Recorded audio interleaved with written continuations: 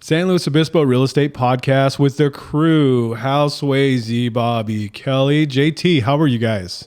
How are y'all? I like how you look at each other. I'm lovely. I'm lovely. Really good for podcasts. Lovely. We're all great. Bobby. Hal had a fun start today. Yes. We're all good. We're I'm on well fire. rested. Hal, you're not a liar, but your pants were on fire. On fire, exactly right. Yeah. Why don't you tell us the story, Hal? What happened? Do we introduce our guests first? Oh, yeah, or let's do guest. Yeah, guest first. Okay. Yeah. Well, so Justin Stearns is here. Thank you for showing up, Justin. It was glad to have you. He's with Assist Home Loans, longtime lender, does a great job for our clients. We're happy to refer him.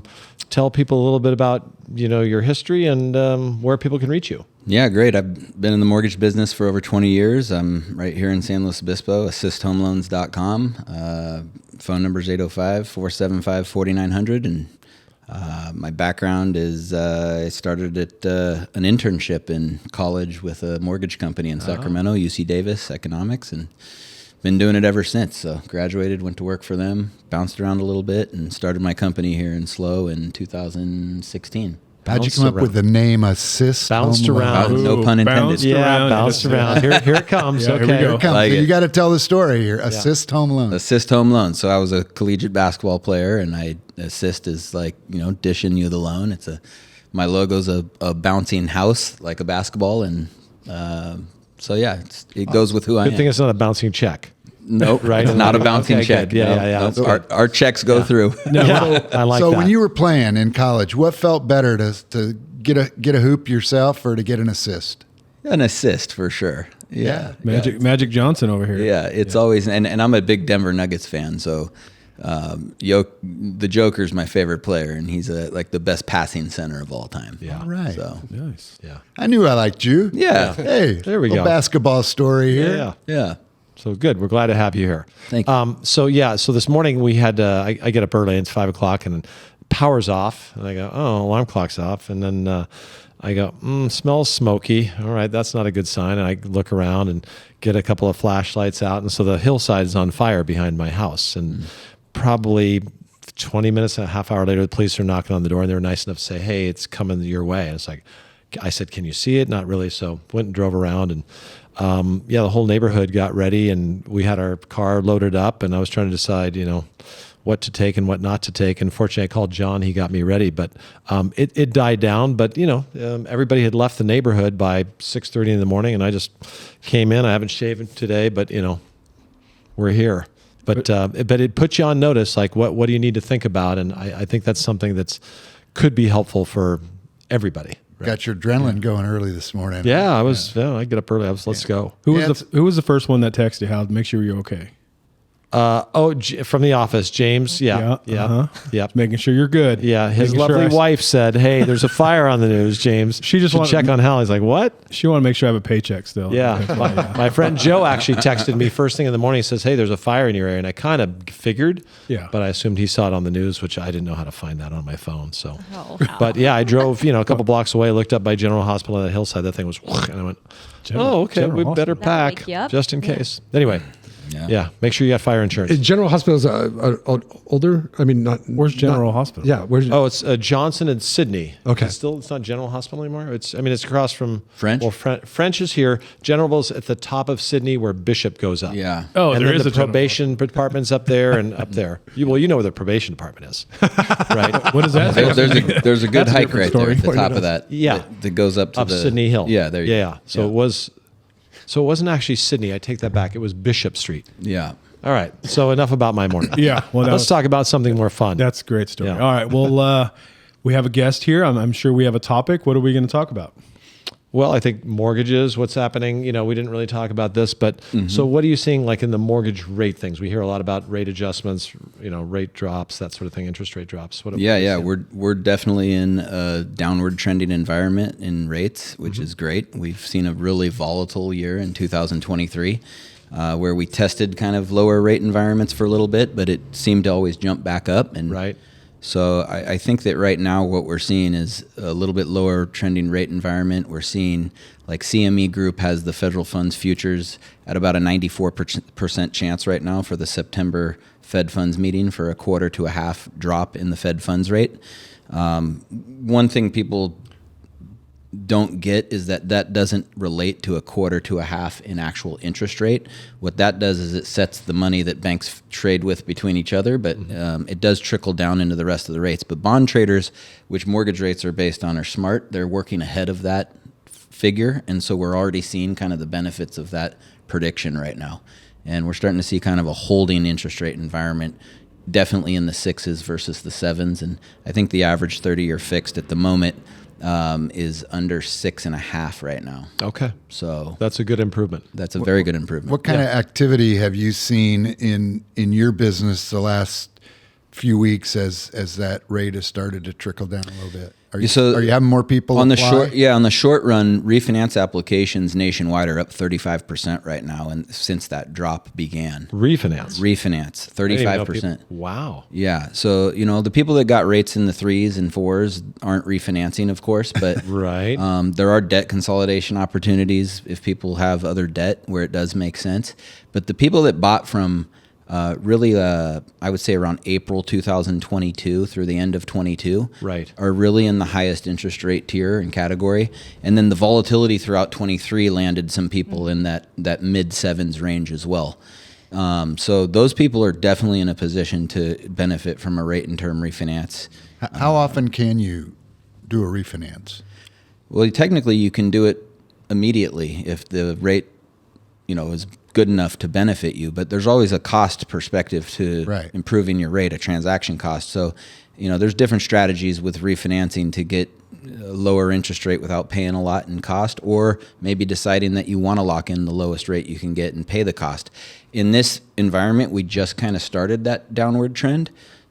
So there's also a timing consideration. If you may not want to drop your interest rate right now because it might drop a little further. That's what I was going to ask. What are you telling people when they're calling and asking those questions right now? Are you advising them Yeah.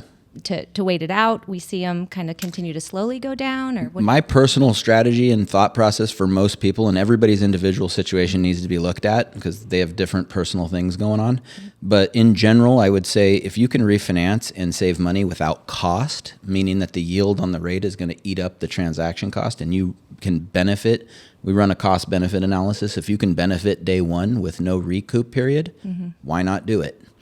But if you have to pay to do it, then you need to consider how long does the savings monthly take to pay for the transaction cost, and is it going to be worth it based on how long you plan on being in the home? And that's where the real estate agent can kind of get back involved with what's the long-term plan. Is this a short-run hold? Is it a forever home? That can really impact the decision on a refinance. Strategize. Yeah. So that needs to be considered. Yeah.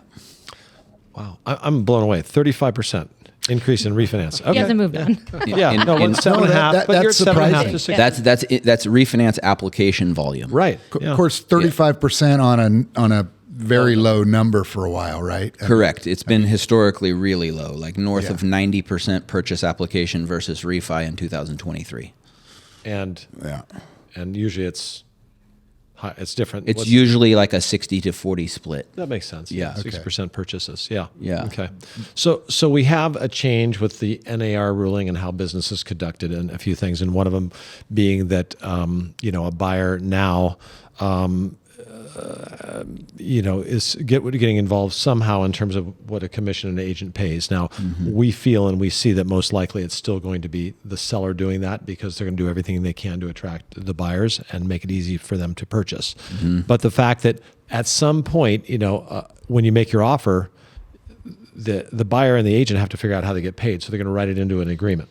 Right? Yep, absolutely. So instead of the seller saying, okay, I'm going to agree to pay the agent out of this commission. Here's what it is. Great. Nobody has to talk about it. It's already pre-negotiated mostly because it can always be negotiated. Right. But now it's going to come back on the buyer a little bit. How do you as a lender structure that so it doesn't have a big impact on the buyer negatively, since we're so used to having all those fees built in already? Yeah. Well, I mean, just like anything else, the seller can cover closing costs. They can also cover commissions. Yeah. So being able to structure that into the offer, and I think this is where like the agent-lender relationship is important, structuring the offer the way that it's going to best impact that buyer. Yeah. So, you need to be competitive in your offer, and you can decide on a case-by-case basis based on somebody's cash holding. If they want to pay some of the commission out of pocket, that could benefit them, but they also have the opportunity to build it in and pay nothing out of pocket like they have historically. Right. And ask for the seller to cover that. So, in addition to that, you can also ask for up to 3% in seller concessions on conventional financing, 6% on FHA and VA financing. And so there's a lot of structure opportunity to benefit a buyer who may think that they can't afford to buy because of these changes, but they really can. And they just need to talk to someone like me that can help them structure it. Yeah. I think there's a lot to learn, even for people that have been around the block and had loans before. Yeah, I think that's why getting you involved early, though, so that you actually do know what you can afford. Because if buyers are out there just believing they're going to have to come up with that out of their pocket, they could be looking at the wrong price range and not even know what they're capable of. So absolutely, yeah, it's education. Yeah. And it's interesting how maybe an $800,000 house, somebody says, well, I want to take $20,000 off and offer $780, and maybe that works out. Is that best used in a price reduction, or is that best used to, maybe pay some points or some fees to get the long-term benefit of a rate? So I think sellers need to be aware that where they invest their dollars to get a premium might be better in benefiting them with a financial concession, right? Typically, buyers haven't had to pay for commissions, so we'll see how much that changes. We're guessing not much.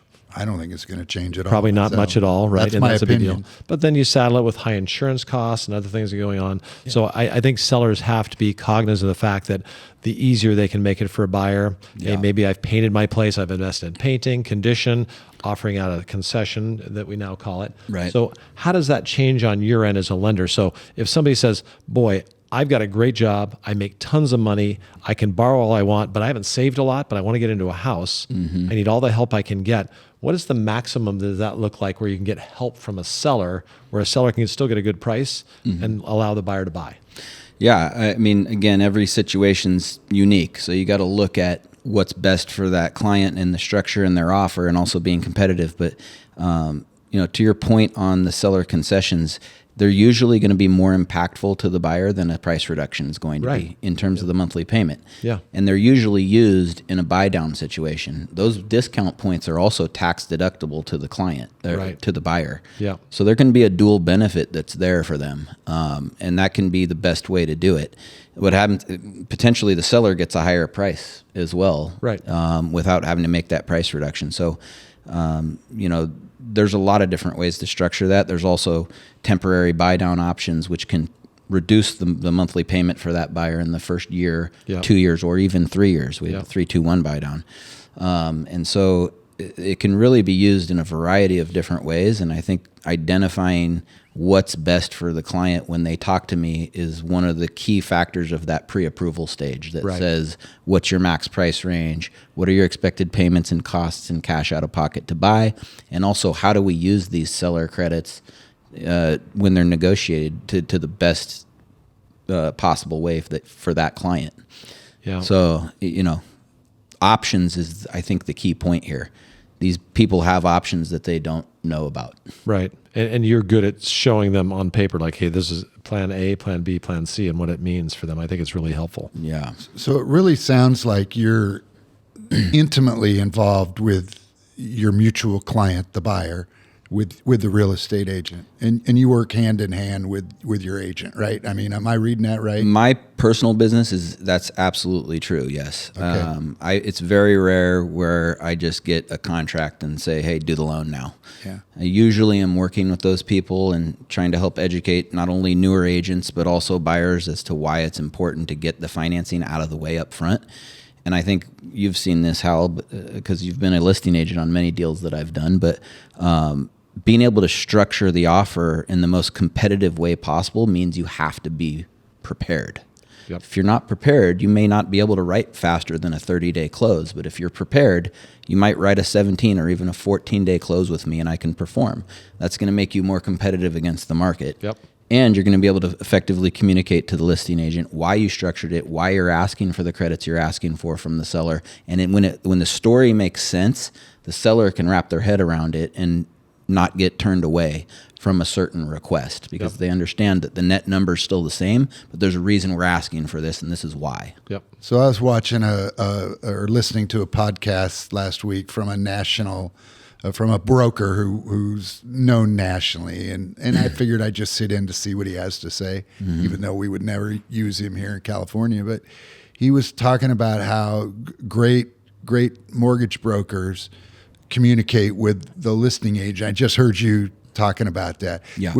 How often do you call the listing agent when the buyer's agent's got an offer in and maybe it's a multiple offer situation? Do you do that often? I love this question. With my best agents that have the highest ratio of accepted offers, all the time. Okay, good. Yeah, every single time. Yeah.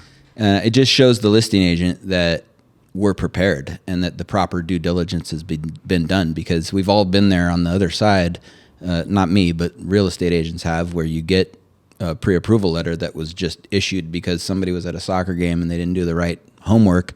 They just put it in contract, and then there's something that comes up and the deal cancels in the first week, or worse, further down the line. Yep. So that's really primary reason we're doing that, is to avoid that situation. But my preference is to call listing agents, let them know that I actually am on top of it.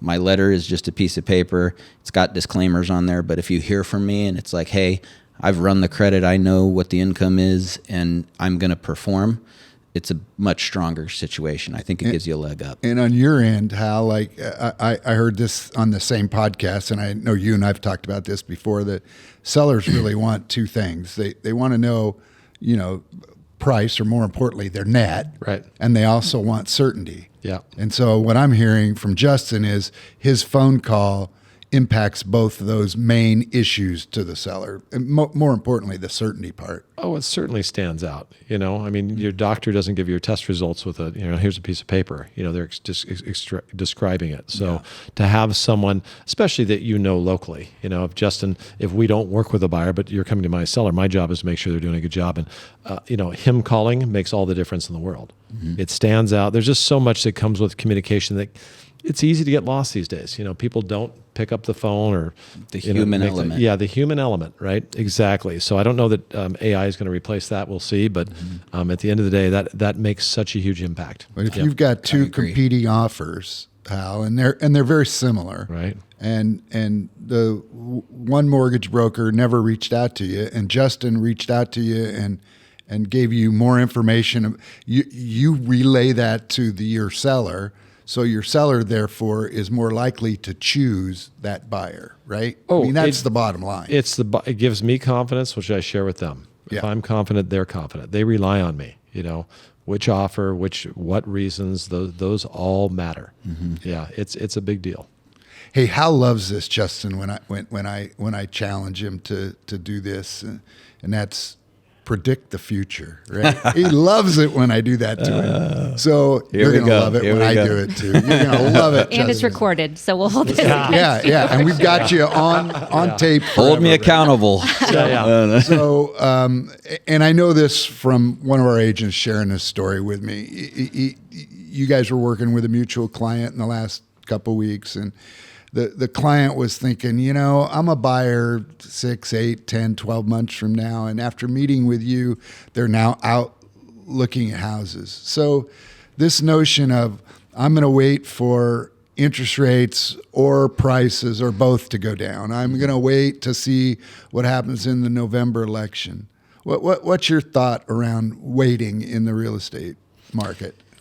I mean, there's never been a better time to buy than yesterday, and based on, I'm a very statistical, analytical type of person, and just looking at historical markets, it's all, prices generally go up. There's a high probability of that happening, but more specific to the short or median run, and you're talking about interest rates, as interest rates drop, and we've all seen this over the last 10 years, you see buyer competition rise dramatically. And especially in a place that typically has low inventory like San Luis Obispo County, you're gonna see prices driven up, and there are more competitive offers. You're gonna have to make more concessions as a buyer rather than getting them when you're in a higher interest rate environment. So I think that it's much better to be in a negotiating position as a buyer today, with maybe rates a little bit higher starting to creep down, than if they were to drop a point, potentially significantly more competition and a higher price point, and in the end you end up with a similar payment. But rather, if you buy today, and interest rates drop, and my theory holds true, you're going to be sitting on some equity because the price is going to go up, and you're also going to still be able to refinance to that lower rate in payment and take advantage of the market from a rate perspective. So I'm a huge proponent of, get in as early as you can in the real estate game, just because of what the statistics have shown over the long and short run. And so, I setting that urgency, that's one of the things that I try to communicate to buyers that may be on the fence because of global economic or geopolitical, events or interest rate environment. Those really don't have anything but a short run impact on the current environment. Whereas, this is a roof over most people's head. They're not trying to flip a house. And so it's really a medium or long run hold. And these short term factors shouldn't be a decision in such an important long term investment like that, in my opinion.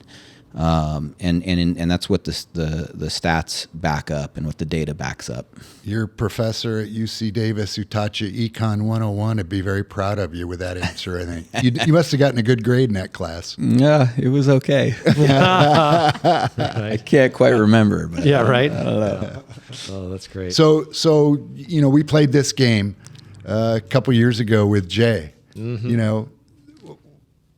What's your prediction, Bobby? Interest rates a year from today? A year from today? A year from today. I want to be hopeful, but I see low sixes. Mm-hmm. Hopeful, still hopeful. So that's pretty much level. Okay, wait. So 6 point what? 6 this is fun. 6.2. 6.2. Yeah. Hal? September of 2025? August, September, yeah. August. Are we going to do it to the day? To this? Okay, so August 2025. I'm going to say 5.5%. Oh, I like that. I'm usually the highest one. You stole my number. What? That's Justin, you're the expert now. You got to get this one right. Come on now. okay. So now, are we doing the Wheel of Fortune thing or the Price is Right? If you're over, are you out? How do the rules work? Blackjack. I'll make up the rules once under, we you're know what it really Okay, is. because I'm I the like commissioner. Hal's prediction. Actually, I'm in his boat. I'm in the mid to low fives. I, as a lender, am hoping for more like a 5.25. I'd be very pleased with 5.5. I think somewhere in the 5.25 to 5.5 range. He doesn't understand the game. You have to give us a number. 5.375. That away. 5.375. Boom, with authority. Okay. See, Hal stole I thought my he was number going to say too. 5.49. Just say 5.51. No, I'd rather go 5.25 because I want to be below. Okay. I want to be the optimist. 5.25 next September. See, this is why I asked the rules, because now I got a real low But I margin. make up the rules so that I win. Come on. Yes, exactly. I love And it. I'm the only one who gets to change. Yeah. That's part of the. You didn't read the fine print. Yeah. In the The prize is 5 days and no nights in Modesto. Okay. So it's a big prize. John, Apologize to I all our think Modesto. I'm going to concede. You got it, bud. Yeah. Hey, but in the mid fives, Yeah. let's talk about affordability. I mean, there are going to be a lot of people who can now afford a house, and a lot of people who are going to want to afford a house, even though they maybe could have it in the mid sixes, but they didn't want to bite that off. Yeah. So they're going to mentally want to, and then to your point a second ago, what's that going to do to the marketplace? Yeah. And so you get the house today. You gave good advice. It's today they're paying 6.5, which is better than 7.5, right? Yeah. They get their house next year. It's 5.5. They bought a house for 800. Let's say their loan's 700-ish, and put you on the spot. Okay. Basic change in payment. A 1% drop on a $700,000 loan is going to run you. It's going to be about 600 per.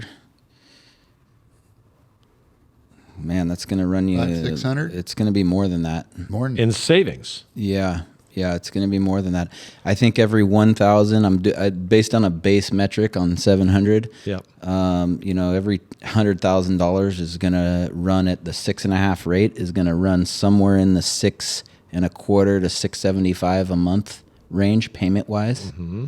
And so times 7, you're looking at like north of $4,000 a month, principal and interest Total. Okay. on that 7,000. So I'd Right. say probably a 42 to 44. I'm ballparking here off my head. Mm-hmm. So that 1% drop is probably going to save them $600 to $750 is my ballpark figure. I'll have to get a I calculator. did the math on one this week on a $580,000 loan that's at 6.99. Mm-hmm. It went to 5.99. It'd be about $450 a month. Okay. Yeah. So a little higher loan amount. I should be in the ballpark around six and a quarter. So what else can you buy on time that you can have a drop of $500 or $600 a month? I mean, and that's just right to your personal bottom line. It's not like I earn $500 and I pay taxes and then I make my payment. That's just right in your pocket. It is. It's a big number. I just don't think people understand how critically important that is financially. Mm-hmm. So it's a wonderful thing. I think a lot of people miss that up to $750,000 in debt the interest is tax deductible as well, right? Yeah. So that 6.5% rate that we even have today, if you're somebody that itemizes your deductions and you make pretty good money, which most people buying a house in that range do, right? They can benefit from that itemized deduction. Your after tax rate, let's say you pay 35% in state and federal taxes. Well, you're only paying 65% of that interest rate. It's called an after tax rate. Right. I mean, it's still really attractive money, even in today's market where people think rates are so high, but 6.5% is a historical 30-year average, right. And your after-tax rate on that is closer to 5% right now. Yeah. I don't know a lot of places you can get 5% money. Yeah. So when people put their housing expense up and say, "Well, if I buy, it's going to be $3,000. I can only rent for $2,500." Mm-hmm. I mean, it's not an accurate apples to apples. It's not apples to apples when you figure out if you. You need to run a true rent versus buy analysis. Yeah, that's why you see this guy. Yeah. So we can ever see 3% again?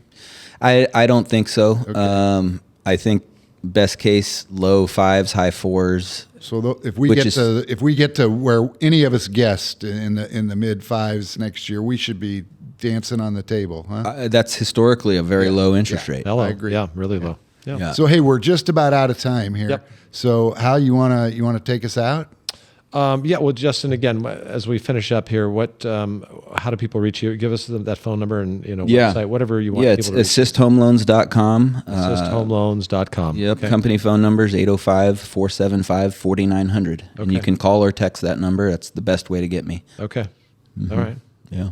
We're going to have a new company, 3-Pointer Real Estate? No. Yeah. No. Dunk? No. Slap. No. I'm dunk. Pick and roll. Yeah. Pick and roll. Pick and roll. Okay, Really. there I you like go. the pick and roll. There we go. Yeah. All right. That's a good one. Okay. All right. Hey, thank you. Any final thoughts or questions while we got Justin here?